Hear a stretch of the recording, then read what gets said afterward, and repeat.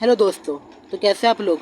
तो आ गया हूँ आप लोग के लेके एक नई वीडियो। हमने पिछली वीडियो में क्या करा था, हम लोगों ने पिछली वीडियो में कम्युनिकेशन केमिकल सिग्नलिंग के बारे में एक मोटा मोटी हमने समझा था, ऊपर ओवरव्यू समझा था कि आप मतलब ये होता कैसे है, क्या काम करता है। मैंने आपसे कहा था कि अगली वीडियो में मैं इसकी डिटेल में जाऊँगा। तो आप लोग के मैं लेके आ गया उसके पार्ट 2। उम्मीद करता हूँ आपने पार्ट फर्स्ट देखा होगा। जिसने पार्ट फर्स्ट नहीं देखा है वो जाके प्लेलिस्ट में पार्ट फर्स्ट देख लें, उसके बाद वो पार्ट सेकंड का मूव करें। पार्ट फर्स्ट में मैंने कुछ ऐसे बेसिक पॉइंट बताए थे जो आपके पार्ट सेकंड के लिए बहुत ही इंपॉर्टेंट आपके लिए हो सकते हैं। जैसे आपको पता है, मैंने पार्ट फर्स्ट के अंदर लास्ट जो टॉपिक था मैंने पिट्यूटरी ग्लैंड पे कंप्लीट किया था, और मैंने आपसे लोगों से कहा था नेक्स्ट वीडियो में डायग्राम में लेके आऊँगा जिसकी सहायता से, जिसकी हेल्प से आप लोग पिट्यूटरी ग्लैंड के बारे में, उसका पोजीशन क्या है, कहाँ परसेंट है और क्या क्या फंक्शन है, उसके बारे में आप समझ सको। तो उसका डायग्राम मैं लेके आ गया हूँ।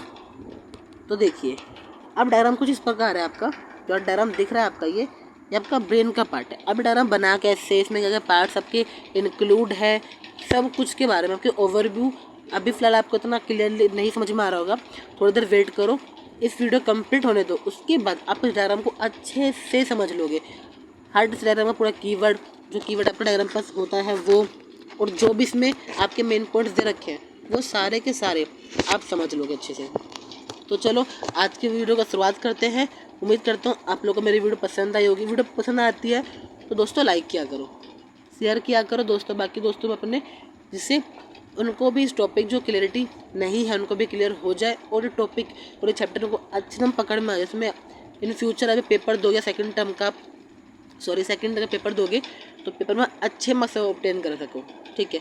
और मैं देखता हूँ कुछ वीडियोस लोग आते हैं, वीडियोस देखते हैं, सब्सक्राइब चैनल को नहीं करते। भाई सब्सक्राइब करो, जिससे मुझे मोटिवेशन मिले और वीडियो बनाने का, और आपको मुझे मोटिवेशन मिलेगा वीडियो बनाने का, तो मैं जल्द से वीडियो बना के लेके आऊँगा। सेकेंड ईयर कंप्लीट जैसे होगा उसके तुरंत मैं थर्ड ईयर करूँगा, और at the end first year की वीडियो बना दूँगा आप लोगों के लिए। तो जितना सब्सक्राइब करोगे उतना मोटिवेशन मुझको मिलेगा, उतना वीडियो जल्दी लेके आऊँगा, वीडियो की लेंथ इंक्रीज कर दूँगा आप लोगों के लिए। तो ज़्यादा बातें नहीं करते हुए अपने वीडियो पर स्टार्ट करते हैं, ठीक है। जैसा कि आप लोग डायग्राम देख रहे हो, आप यह डायग्राम आपका दिख रहा है इसके अंदर, यहाँ पे स्क्रीन पे ये डायग्राम है क्या, पहले इसको समझते हैं, थोड़ा सा इसका ओवरव्यू ले लेते हैं आपका। ये ऐसे तो ये ब्रेन का पार्ट ही है, देखा जाए ये डायग्राम मैंने बनाया है, आपका ब्रेन का पार्ट ही है। कैसे, इसका जो अपर पोर्शन, जो आपका कर्व पोर्शन है, ये क्या आपका हाइपोथैलेमस है, क्या आपका ये हाइपोथैलेमस है। इसके बाद जो हाइपोथैलेमस है वो नीचे आके कुछ इस प्रकार से दो हमारा डिटैच हो रखा है। ये आपका क्या है, ये एंटीरियर पिट्यूटरी, एक तो आपका एंटीरियर पिट्यूटरी है, एक आपका पोस्टीरियर पिट्यूटरी। अब देखिए ज़रा, अब मेरे को मैं थोड़ा लाइन चेंज करना पड़ेगा मुझे। अब जो ये पार्ट है इसमें लाइन आ रही है इस पर, ये आपका क्या है, हाइपोथैलेमस। जब आपका हाइपोथैलेमस है ये, वो नीचे के दो लोब में क्या हो रहा है आपका, टूट रहा है। एक है आपका एंटीरियर पिट्यूटरी, एक है आपका पोस्टीरियर पिट्यूटरी। अब जो एंटीरियर पिट्यूटरी है और जो पोस्टीरियर पिट्यूटरी है, इन दोनों काम आपका अलग अलग है। दोनों काम कैसे अलग है और उसमें काम क्या है, इसका दूसरा नाम भी आपका होता है। क्या होता है, जब का एंटीरियर पिट्यूटरी है ना, इसका दूसरा जो नाम होता है वो होता है एडिनोफाइसिस। यदि आपसे पूछे कि एडिनोफाइसिस के बारे में बताओ, तो एंटीरियर पिट्यूटरी को ही एडिनोफाइसिस कहते हैं, ठीक है। हमारी बॉडी में जितने भी सिक्रेशन होता है उसका 75% सिक्रेशन जो होता है ना, यही कंट्रोल करता है, ठीक है, ये रिलीज़ करता है, ठीक है। आपका सेकंड क्या होता है, पोस्टीरियर पिट्यूटरी। तो जो पोस्टीरियर पिट्यूटरी होता है ना, इसे हम न्यूरोहाइपोफाइसिस कहते हैं। क्या हुआ, मैंने दो बताया आपको मैंने, एक होता है एंटीरियर पिट्यूटरी, एक होता है आपका पोस्टीरियर पिट्यूटरी। जब का एंटीरियर पिट्यूटरी होता है उसे आप एडिनोहाइपोफाइसिस कहते हो, और जब का पोस्टीरियर पिट्यूटरी होता है उससे आप क्या कहते हो, न्यूरोहाइपोफाइसिस कहते हो, ठीक है। ये दो नाम समझ में आपको आ गए होंगे। अब इसके बाद हम धीरे से देखते हैं आपका ये, अब जो हाइपोथैलेमस है, इस हाइपोथैलेमस में यहाँ पे दो आपके कुछ बन रखे हैं, जो डायग्राम मैंने ड्रॉ करा है, ये इसे क्या कहते हैं, ये आपका सिक्रेटरी न्यूरॉन। क्या है आपका ये, सिक्रेटरी न्यूरॉन। अब नाम से पता चल रहा है आपका सिक्रेटरी न्यूरॉन। सिक्रेटरी जो वर्ड होता है ना, आप बेसिकली जो यूज़ करते हो किसी चीज़ के सिक्रेशन के लिए यूज़ करते हो। यदि कोई चीज़ सिक्रेट करती है, जैसे कि मैंने कहा आपसे कि पेनक्रियाज है, पेनक्रियाज की बात कर रहा हूँ मैं, आपको इंसुलिन हार्मोन को सिक्रेट करता होगा आपका, इसमें बताओ इंसुलिन, इस वीडियो में पता चल जाएगा आपको, मतलब इस चैप्टर में पता चलेगा कि इंसुलिन हार्मोन सिक्रेट कहाँ से होता है, क्या काम करता है, कैसे इफेक्ट करता है, कैसे आपको हेल्प करता है, सब कुछ पता चल जाएगा आप लोगों को, तो ऐसे किसी को सिक्रेशन होता है ना, तो सिक्रेशन वर्ड हम यूज़ करते हैं उसके लिए। तो ये कि आपका सिक्रेटरी न्यूरॉन है। सिक्रेटरी न्यूरॉन मतलब क्या हो गया, ये कुछ ना कुछ तो रिलीज़ करता है। अब क्या करता है जरा बात करते हैं हम जरा। ये आपका रिलीजिंग हार्मोन और इनबाइबिटिंग हार्मोन क्या करता है, एक तो रिलीजिंग हार्मोन और एक इनबाइबिटिंग हार्मोन।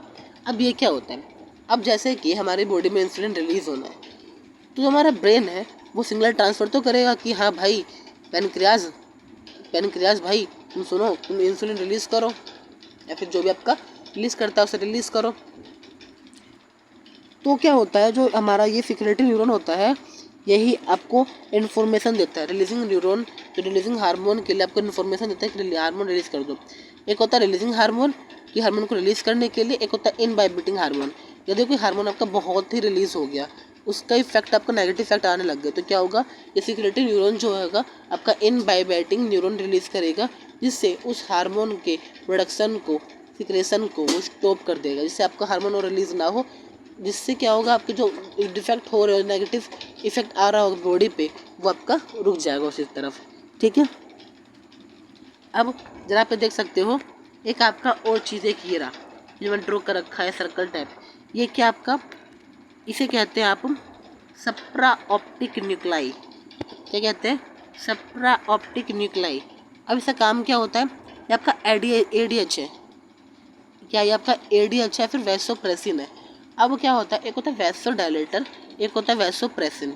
अब ये वैसो मतलब क्या होता है, ये जो आपके वो होते हैं वीन्स होते हैं, उसे वैसो मतलब कह देते हैं आप लोग।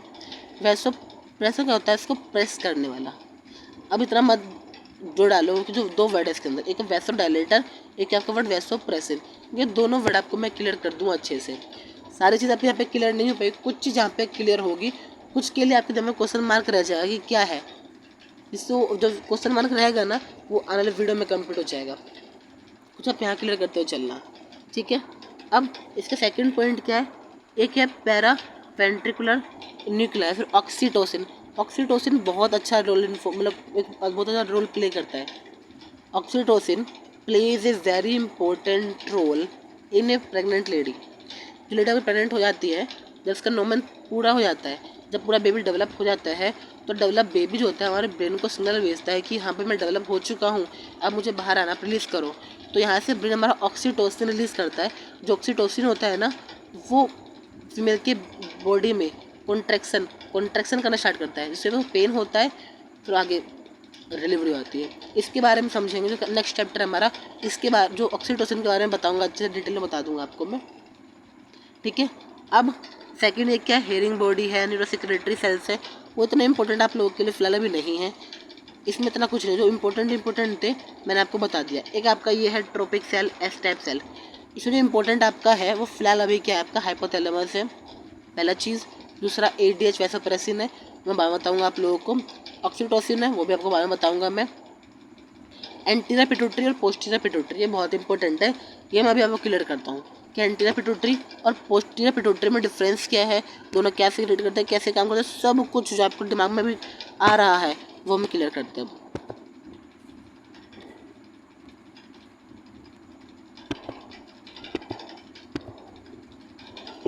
अब जरा यहाँ पे देखो, अब मैंने इसमें क्या करा, यहाँ पे जो आपका था, ये जो एंटीरियर पिट्यूटरी था और पोस्टीरियर पिट्यूटरी, ये हाइपोथैलेमस से निकले थे। अब मैंने आपको बताया जो एंटीरियर पिट्यूटरी है उसे आप एडिनो हाइपोफाइसिस भी कहते हो। जो आपका एंटीरियर पिट्यूटरी है उसे आप एडिनो हाइपोफाइसिस भी कहते हो, और 75% सिक्रेशन हमारा एडिनो हाइपोफाइसिस एंटीरियर पिट्यूटरी संभालता है। जो पोस्टीरियर पिट्यूटरी है उसे आप न्यूरो हाइपोफाइसिस भी कहते हो। 25% सिक्रेशन जो है आपका ये पोस्टीरियर पिट्यूटरी संभालता है। ठीक है। अब इसमें क्या होता है, all hormone produce by anterior pituitary. जो भी हार्मोन हम प्रोड्यूस करते हैं वो सारे के सारे एंटीरियर पिट्यूटरी के द्वारा ही प्रोड्यूस किए जाते हैं। अब क्या होता है, आपको जो एंटीरियर पिट्यूटरी है और जो पोस्टीरियर पिट्यूटरी है, इनको फर्दर कुछ पार्ट्स में डिवाइड कर रखा है। एंटीरियर को फर्दर आपको 2 पार्ट में डिवाइड कर रखा है। पहला पार्ट जो आपका है पार्ट्स पिस्टैलिस है, सेकंड पार्ट क्या है इसमें, पार्ट्स इंटरमीडिया, क्या है आपका, पार्ट्स इंटरमीडिया सेकंड पार्ट है इसका। एंटीरियर पिट्यूटरी को दो पार्ट में डिवाइड कर रखा है, पार्ट्स डिस्टैलिस एंड पार्ट्स इंटरमीडिया, जबकि पोस्टीरियर को सिंगल पार्ट में डिवाइड कर रखा है आपका, पार्ट्स नर्वोसा। ठीक है, अब जो आपका ये पार्ट्स डिस्टैलिस है ये क्या है आपका, एस टाइप ट्रोपिक सेल है। ऊपर मैंने बताया था आपको tropic cell, S type tropic cell, ये पार्ट्स डिस्टैलिस उसी का पार्ट है।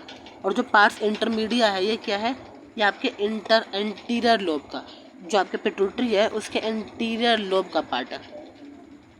अब ये दोनों के दोनों ना कुछ कुछ हार्मोन रिलीज करते हैं, लेकिन क्या रिलीज करते हैं, सबसे पहले हार्मोन सोमैटोट्रोप होता है, जो कि आपका ग्रोथ हार्मोन है, ये हमारे ग्रोथ को रेगुलेट करता है। इसके अंदर सोमैटोट्रोप अच्छे अमाउंट में होगा इसका ग्रोथ अच्छा होगा, इसमें कम होगा इसमें ग्रोथ कम हो जाएगा आपका।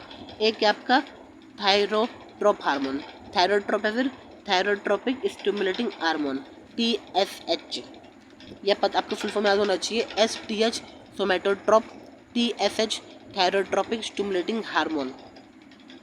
एक क्या आपका है कार्टिकोट्रोप, कार्टिकोट्रोप आपके दो टाइप्स के होते हैं, एक होता है ACTH, एक होता है MSH। अब आप पूछ रहे हो कि सर ये ACTH और MSH क्या है, ये आपकी इसमें एक फुल फॉर्म है, इसके पीछे भी एक अच्छी खासी कहानी है, वो आपको पता चलेगी मेरी नेक्स्ट वीडियो में, तो चलो जुड़े मेरे साथ, अभी ख़त्म वीडियो नहीं हुई फिलहाल। ठीक है, कुछ की जो मीनिंग है आपको वही पता चल जाएगा, कुछ का जो क्या कहते हैं एक्सप्लेनेशन आपको वही मिल जाएगा, बाकी का एक्सप्लेनेशन आपको अगली वीडियो में मिलेगा, क्योंकि इसमें लाइन से इसमें हार्मोन्स या हार्मोन चैप्टर में आपको पढ़ना है, सारे हार्मोन एक दिन में कवर कर पाना बहुत ही डिफिकल्ट होगा मेरे समझाने के लिए भी और आपको लोगों को समझने के लिए भी। तो मैं थोड़ी थोड़ी पार्ट्स में वीडियो लेके आऊँगा, जिसमें आपको हर वीडियो में मैं सोचूं कि अब तक कम से कम 2 या 3 हार्मोन के बारे में कम्प्लीटली बता सकूं, जिससे आपको समझने में इजी रहे, मुझे समझाने में भी आप लोगों के लिए इजी रहे। क्योंकि मैं तो वीडियो बना दूंगा कंप्लीट वीडियो, एक आपकी 1 घंटे की हो जाएगी वीडियो, मगर आप समझने में भी होता है, आपके ब्रेन में सिग्नल जाएगी, आप उसको देखोगे समझोगे, फिर उसको अपने अंदर मेमोराइज़ करोगे, पहले शॉर्ट टर्म मेमोरी होगी, दोबारा देखोगे आपकी होगी लॉन्ग टर्म मेमोरी, उसमें जाना चाहिए ना। मैंने वीडियो बना दिया, आपका शॉर्ट टर्म मेमोरी में रहा, आप लोग सोए फिर उठे, खत्म, टाटा बाय बाय, तो क्या फ़ायदा इसका। ठीक है, इसलिए थोड़ा थोड़ा पढ़ते हैं, है ना, बूंद बूंद से सागर बढ़ता है, सागर ही भर देंगे भाई साहब एक दिन। चलो ये तो बातें की बात, ये तो बात हो गई हमारी। अब एक हो तुम्हारा लैक्टोट्रोप, तो इसमें क्या हुआ, हमारे 5 हमने इसमें हार्मोन देखिए, पहला कौन सा, सोमैटोट्रोप, STH ग्रोथ हार्मोन कहते हैं इसको, thyrotrope thyrotropic stimulating hormone TSH, corticotrope 2 types के होते हैं आपका ACTH और MSH, gonadotrope LH FSH, LH मतलब luteinizing hormone, FSH follicular stimulating hormone, ये दोनों के दोनों में गोनाडोट्रोपिक हार्मोन है और ये दोनों ही फीमेल में रिलीज होते हैं। लैक्टोट्रोप PRL प्रोलैक्टिन हार्मोन। ठीक है, अब ये देखो जो ये आपका ये होता है ACTH और MSH, ये दोनों के दोनों पिट्यूटरी के एंटीरियर लोब से रिलीज होते हैं। आपसे पूछ सकता है कि जो पिट्यूटरी के एंटीरियर लोब है क्या रिलीज करते हैं, ACTH और MSH, या फिर कहा जाए कार्टिकोट्रोप रिलीज करते हैं। इससे काम क्या होता है हम समझेंगे जल्दी ही आपको। अब pars nervosa again 2 hormone release करता है, एक आपका ADH वैसोप्रेसिन या फिर सप्रा ऑप्टिक न्यूक्लाई। समझेंगे क्या होता है आपका वैसोप्रेसिन काम क्या करता है, सिंपल सी बात है, प्रेस, इसमें तो आपकी जो आपका ये ADH है फिर वैसोप्रेसिन है, वो किसी चीज़ को तो प्रेस कर रहा है, किसी चीज़ को तो जाने से रोक रहा है, दबा रहा है वो। सेकंड है आपका oxytocin, paraventricular nuclei, paraventricular nuclei, इसके बारे में समझेंगे। Produce by hypothalamus and release by pars nervosa. इसमें अच्छी बात क्या है कि जो आपकी ADH और ऑक्सीटोसिन है ये दोनों के दोनों हाइपोथैलेमस प्रोड्यूस तो करते हैं, मगर पार्स नर्वोसा इसको रिलीज करता है। रिलीज का काम हाइपोथैलेमस का नहीं है, हाइपोथैलेमस ने बना दिया। हाइपोथैलेमस ने आपके लिए ADH और ऑक्सीटोसिन को बना दिया, मगर रिलीज करने का ठेका जो है वो दे दिया पार्स नर्वोसा। भाई तू ले, मैंने बना के तो दे दिया, अब तू आगे इसको रिलीज करता है जहाँ इसकी ज़रूरत हो।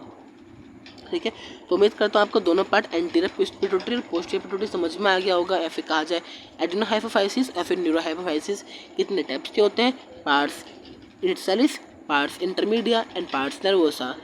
पार्ट्स इंटरसेलिस आप क्या रिलीज करते हैं, सोमैटोट्रोप, थायरोट्रोप, गोनाडोट्रोप, कार्टिकोट्रोप, लैक्टोट्रोप, सब कुछ ट्रोप।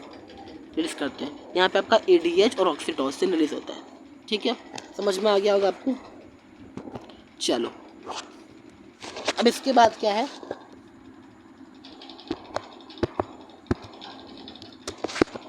ये पॉइंट आपका ये नोट है, तो नोट को जरा ध्यान से आप समझना कि मैं नोट क्या लिखा है इसके अंदर। हाँ ठीक है। All hormone of pituitary protein in nature, जितने भी हार्मोन पिट्यूटरी से रिलीज होते हैं वो सारे प्रोटीन इन नेचर के होते हैं। दोबारा से रिपीट करूँ अपने वर्ड्स में, all hormone release by pituitary is protein in nature, the hormone which release by pituitary is protein in nature. वो जो हार्मोन आपके पिट्यूटरी रिलीज करता है वो प्रोटीन इन नेचर के होते हैं। Mostly hormone of pituitary are tropic hormone, तो मोस्टली हार्मोन होते हैं पिट्यूटरी के, वो कैसे होते हैं आपके ट्रॉपिक हार्मोन होते हैं। Hormone which control secretion of other endocrine gland except GH। अब ट्रॉपिक हार्मोन क्या होते हैं? ट्रॉपिक हार्मोन वो हार्मोन होते हैं जो दूसरे ग्लैंड के सिक्रेशन को कंट्रोल करते हैं। मतलब कि एक होता है ना, एग्जाम्पल के तौर पे आपकी ट्रेन आ रही है, ट्रेन की पटरी यहाँ पे है आपकी और ट्रेन की पटरी यहाँ पे है, ठीक है। तो ये ट्रॉपिक हार्मोन क्या होता है कि भाई जब मैं जा रही हूँ, जब मैं इस ट्रेन की पटरी से गुजर रही हूँ, बाकी ट्रेन नहीं निकलेगी, यहीं पे खड़ी रहेगी रुक के, जब तक मेरा काम नहीं हो जाए, मैं पूरा क्रॉस नहीं हो जाए, मैंने पूरा काम नहीं कर लिया, आप खड़े रहोगे। You still be present there until I complete my total work, understand. ये कहता है ट्रॉपिक हार्मोन। कहते भाई हार्मोन जब मैं हार्मोन विच कंट्रोल सिक्रेशन, जब मैं ट्रॉपिक हार्मोन रिलीज कर रहा हूँ मैं, तो ये दूसरे एंडोक्राइन ग्लैंड के सिक्रेशन को भी अफेक्ट करती है, उसको कम करती है या बढ़ाती है, हम पढ़ेंगे नेक्स्ट वीडियो में। आज के लिए आपको पता चला एडिनोहाइपोफाइसिस और न्यूरोहाइपोफाइसिस क्या होता है, इसमें कौन कौन से हार्मोन रिलीज होते हैं आपके। तो इस वीडियो में फिलहाल इतने रखते हैं, तो मिलेंगे फिर नेक्स्ट वीडियो में। आपको समझ में जहाँ आ गया हो या नहीं आया हो, मतलब नहीं आया हो, जो मैं क्या बोल रहा हूँ मैं, आपको जो भी डाउट है इस वीडियो में आप इसे कमेंट में लिख दीजिएगा। आपके डाउट को मैं जल्द से जल्द कंप्लीट करने को, ठीक करने को कोशिश करूँगा। और दूसरी बात क्या कहते हैं, वीडियो पसंद आई हो तो वीडियो को लाइक कीजिए और अपने उन दोस्तों में शेयर कीजिए जो आपके यूनो CBSE कर रहे हैं और सेकेंड ईयर में उनके पास जूलॉजी भी हो, उनको बहुत ही हेल्प मिलेगी। और वीडियो पसंद आई है तो चैनल को सब्सक्राइब कीजिए, जिससे मुझे भी मोटिवेशन मिले वीडियो बनाने के लिए, जिससे मैं जल्द से जल्द आप लोगों की वीडियो बनाऊँ। टिल देन मिलते हैं हम लोग नेक्स्ट वीडियो में, तब तक के लिए ऑल द वेरी बेस्ट। अच्छे से पढ़िए।